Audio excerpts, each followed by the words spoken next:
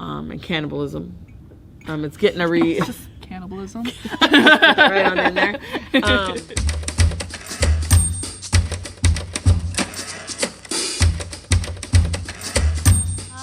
Welcome back to Better Than Fiction with Jeanette and Eden. January is done. Check that off the list of months to do. Yes. I will start. For my TBR number, I read God Killer by Hannah Kaner. Ooh, pretty cover. Pretty cover.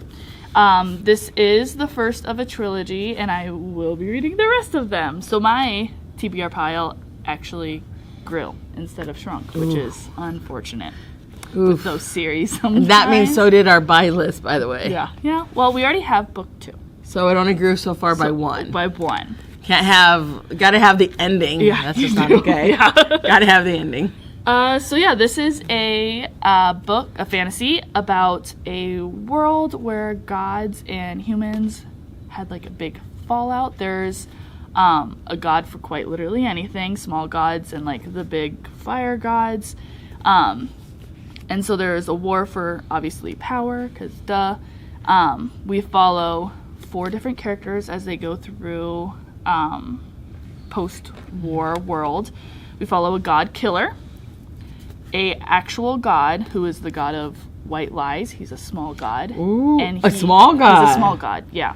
Ooh, there's your moral dilemma, because here we have white lies. Yeah. You know, white lies, are they really alive? They really don't hurt someone. Are they good? Are they bad? Oof, moral dilemmas. How much can it snowball kind of thing? And he is attached to a young girl. So they're trying to break their bond so that he can be a god. And then we follow a knight of the king who he helped kill the big god from the big war. So all of these characters are coming together. I hear of a Lord of the Rings style journey. Not as epic, but it is a lot of camp. A lot of camps. I highly recommend it. It was very interesting, kind of jumping between these 4 characters and seeing how their different morals battle each other around gods and their views and how similar they can be, but also how different. So I highly recommend God Killer. It was on some sort of award list. I want to say it was Hugo. Probably Hugo, because that's usually sci-fi fantasy. Yeah. So, and I can't tell if it was this one or the second one, but I know. I hate it when they make the second one on the award list. It's really weird to me. So, double check my work there. And then, but we do have the second one. The second one. It also has. But Eden's checking it out, so give it a minute. Yeah. Read this one first. Our book prompt was to read a dystopian. Very Jeanette's lane. my lane here. I love it. And I read a book that Jeanette had suggested me. I suggested to anyone who's looking for a good sci-fi. 2 patrons had listened to Jeanette, and then they told me to read it too. So I had 3 people recommend me this book. It is called The Annual Migration of Clouds by Preen Mohammed. Preeni Mohammed. Gosh, was this good. It's a novella, under 200 pages. So very YA easy. too. Young adult character. It's so fascinating. It's after the fallout from a climate disaster that everyone saw coming, but like didn't want to believe about it. Yeah. Thus it happened. Survive. So it's an interesting look at how communities can regrow after a fallout and what it means to choose to stay, choose to leave. And this must have been Eden's book of beautiful covers, because not only is God Killer beautiful, but the Annual Migration of Clouds is also beautiful. Yes. I hate that we had to put our sticker here because it's a really beautiful cover. So this was also Eden's month of beautiful covers. Pretty. And we have all 3 of this trilogy. Yes, yep. So you can dive right into this. Pick up all 3. It's not going to take you very long. Unless Eden has them checked out. I'm going to do God Killer series first, I think. Okay. Yep. And then she says that, and then the book's out. Just saying. True. That's true. And then I stepped out of my romance bubble and did some mystery. This was recommended to another person on staff by me, but I did the audio per her recommendation. Set in Australia, so there's an Australian accent. Nice. What a delight. But it's called Everybody in My Family Has Killed Someone, and he is truthful in that. Everyone has murdered or have been part of a death in one way or another. So, very funny. Would recommend. I giggled a couple times. But I was also like, when the reveal happened, I was like, So I hope none of this is true to life to anyone here in DeWitt. And, but if it feels like it's a memoir, go good for you. Shot. Give it a go. So I really liked all of the books I had read this month. Yay. Yeah. Yay. Well, I had for my number read Undocumented Americans by Carla Villavicencio. Yeah. I apologize for such a terrible pronunciation of her last name. It's very long. Wow. Doesn't matter what side of the political realm you are on about undocumented Americans, I highly recommend reading this book. This is nonfiction. It came out in 2020, and it is still holding true. It didn't lose any oomph because it's 5-6 years later. When it came out, it was a finalist for the National Book Award, and it deserves it. I want to go back and see what the winner was because this is a wow book. Yeah. She is a reporter whose family has dealt with some documented, undocumented issues. But she goes out into different cities and talks to different undocumented people and their experiences. It just makes, the empathy, it really hurt. It hurts your heart, makes your stomach hurt.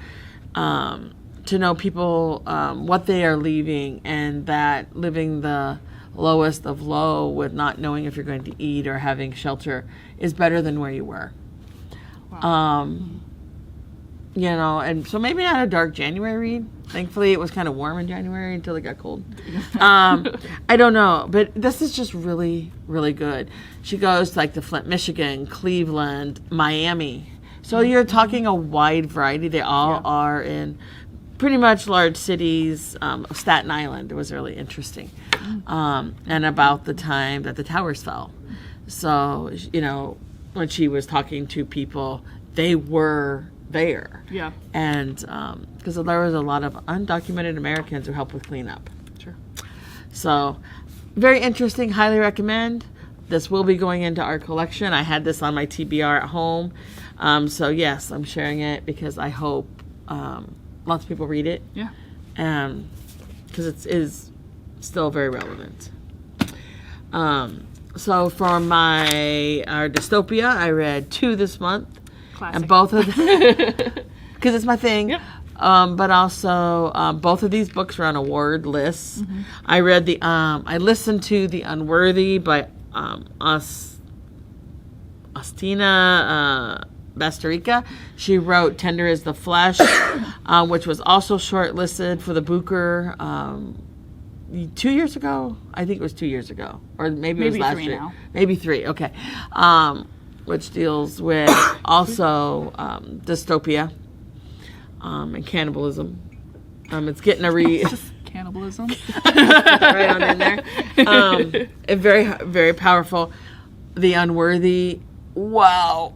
Oh, I had to stop listening to it at one point and come and talk to Andrew, who had already finished it, because it's a short book. It's also 200 pages, maybe 220. But listening to it, the reader is fantastic, and you can literally feel the pain. Feel the pain, because the reader is so good. And he goes, just get past that one spot. He goes, not that it gets a whole lot better, but that part won't happen again. And I went, oh, okay. I agree with them a little bit. It's after, something drastic has happened, whether it's climate or whether it's war. It's after that setting, and it's a group of women that have this compound, and you're looking at the hierarchy of women in power. And we're not always nice. Not even, we're just not. And how do we keep power? How do we keep fear moving? And then somebody from the outside wants in. So we have that dilemma and power play. It is shortlisted for the Carnegie Medal, which shocks me because normally that is not dystopia. No. And especially not something that has graphic violence in it. Yeah. Do I feel it's overly graphically violent, that it's out of place? Absolutely not. That doesn't mean I want to hear it, listen to it, feel the pain, but maybe it's an eye-opener. I don't know. Yeah. It was fantastic, but give yourself a moment. Yeah. Especially if you're listening to it. The second one I read is The Guardian and a Thief. This is shortlisted for, maybe it's the Booker too. It's on a couple of lists. Yeah. It's looking at India. We already look at India in the summer, and they're hitting highs higher and higher every summer. This takes that on. That climate catastrophe that's about ready to happen in India with the heat.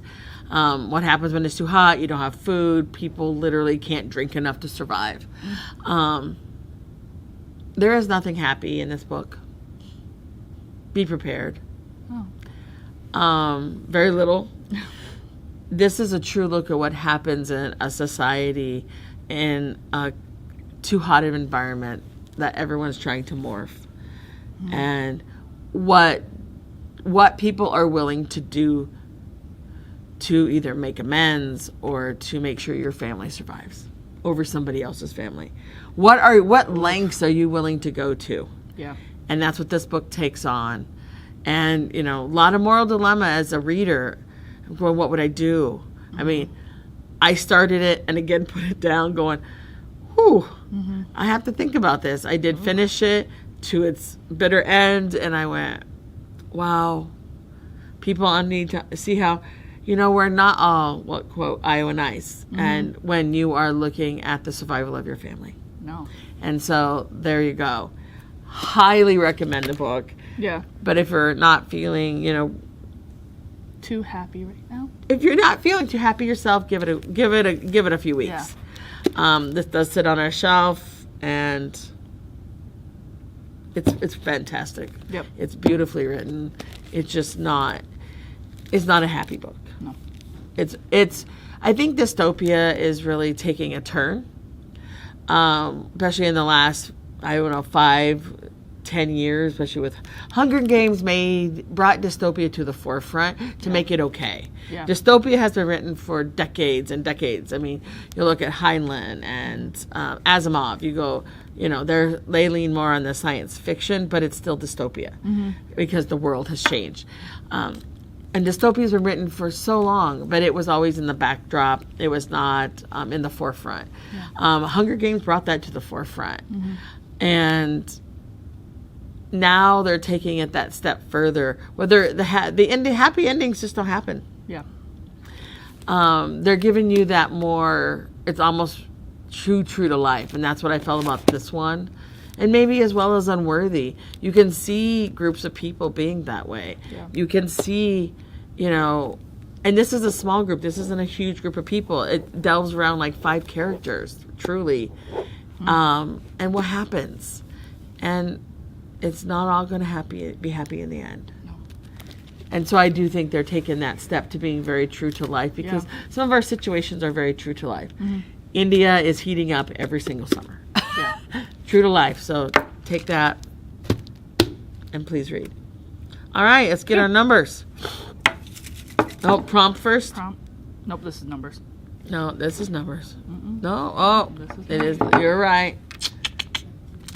Number 3. 3. All right, what's 3? I will be reading Gods of Shade and Shadow by Sylvia Moreno. Ooh. Garcia, sorry, I forgot. She wrote Mexican Gothic. Yes. Are we Gothic, or that sounds more fantasy title to me? Yes, yep. And it's got a really pretty cover, too. So, ooh, keep it in my vein. I kind of wonder if she put on, I only want pretty covers this year. Pretty covers. And mine is going to be The Crying of Lot 49 by Thomas Pynchon. So I am heading straight to some literary fiction. What else has he written? Why do I know that name? Big book, Mason-Dixon. The Mason, big book. Okay, that's what I'm thinking of. Yep. Yes. And our prompt. I guess I shouldn't look, but I can't really see them. Our prompt, let's see. True crime, either fiction or nonfiction. Ooh. Okay. So what that means is even if the fiction is written about a true person who was not a nice person, counts. Based on a true crime. Based on a true crime. Yeah. I'm not sure what I have about that on my TBR at home, my big piles and piles. Yeah. I will check, but I know I ordered some great new stuff that's on the newer edge of the TBR want list. So I may just choose one of those. Still part of your TBR. It's still part, unfortunately, because I write them down when I order. Ooh, don't forget. Don't forget to read this one. Yeah. Which, by the way, getting so many new stuff in a TBR list are uncontrollable. It's outlandish. And you are reading, you have an idea what you want to read or not yet? I think we were talking about a book about a Nazi woman, a guard, the mayor. Based on her story, so I think I'll try that one because that one's also and very you said interesting. It was very interesting. So I'll take another Jeanette recommendation for my book prompt. Well, I highly recommend it. And then if you read, the flip side of the story is the Nazi housewife of Queens or something. Yeah, something like that. And it takes a look from a Jewish standpoint on the same woman. Yes, and at the same timeline. Yeah. So. Yes. Fantastic stuff. Yep. So stop in. We're getting a ton of new stuff thanks to a large, very large personal donation. So if you've been noticing we've been a little bit weak on the books on the new shelf, it's because books have really increased in cost and other things have not increased as dramatically as the cost. So we think this private donation, we are able to purchase a ton of new books. Yep. They're hitting the shelves, and I have a cart or two and a table to get cataloged. Yep. So come in, check it out. Yeah. Keep your eye on the catalog. And remember, you can come read with us on Thursday afternoons at 1. And Saturday mornings. Yes. 11. And one Saturday was 40 people. Don't be left out. That's Come join insane. us. Yep, that's great. Have a good day. Happy reading.